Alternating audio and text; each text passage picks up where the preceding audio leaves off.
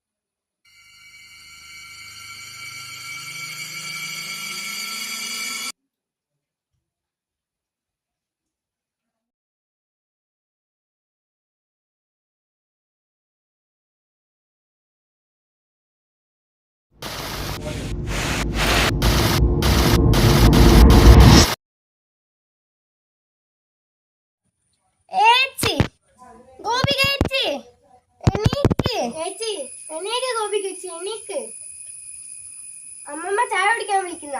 തലേറ്റ് ഉറങ്ങിയതാ മോളെ. വാ ചായ കുടിക്കാം.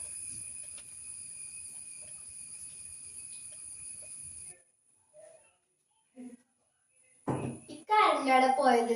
കരണ്ട് രാവിലെ പോയത്.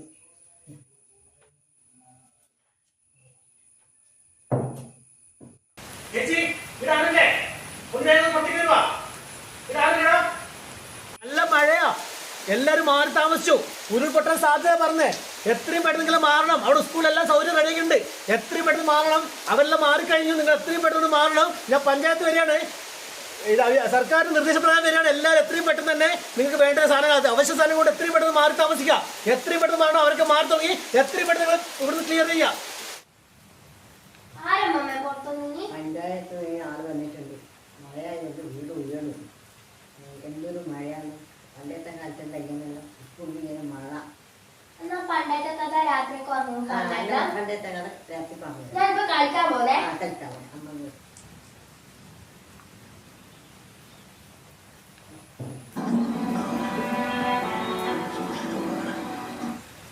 കരണ്ടെല്ലാം പോയി. മക്കളിതെല്ലാം കിടന്നോ?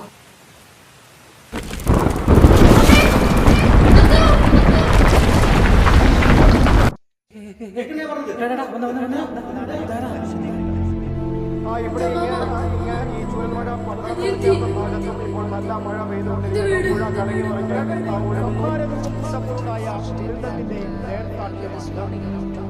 മലയുടെ ഒരു ഭാഗം അടർന്നു വീഴുന്നതോടെ 12 വീടുകൾ പരിപൂർണമായി തകർന്നു.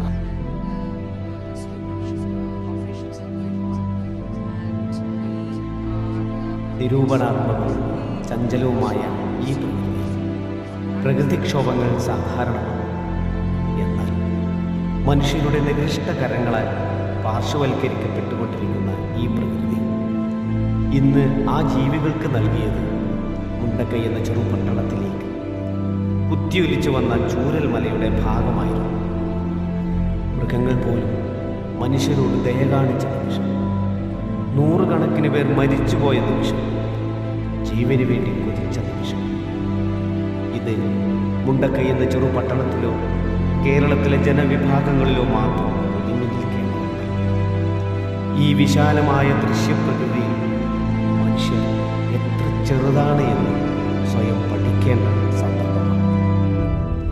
മതത്തിനും ദൈവത്തിനുമപ്പുറം മനുഷ്യരെ രക്ഷിക്കാൻ മനുഷ്യൻ മാത്രം എന്ന ഗുണപാഠം പഠിക്കാൻ പ്രകൃതി ചിലപ്പോൾ അറിഞ്ഞുകൊണ്ട് തരുന്നതായിരിക്കും. ഹ്യൂബർട്ട് റീവസ് പറഞ്ഞതുപോലെ മനുഷ്യൻ അദൃശ്യനായ ദൈവത്തെ ആരാധിക്കുകയും ദൃശ്യപ്രകൃതിയെ നശിപ്പിക്കുകയും ചെയ്യും. താൻ നശിപ്പിക്കുന്ന പ്രകൃതിയാണ് താൻ ആരാധിക്കുന്ന ദൈവം.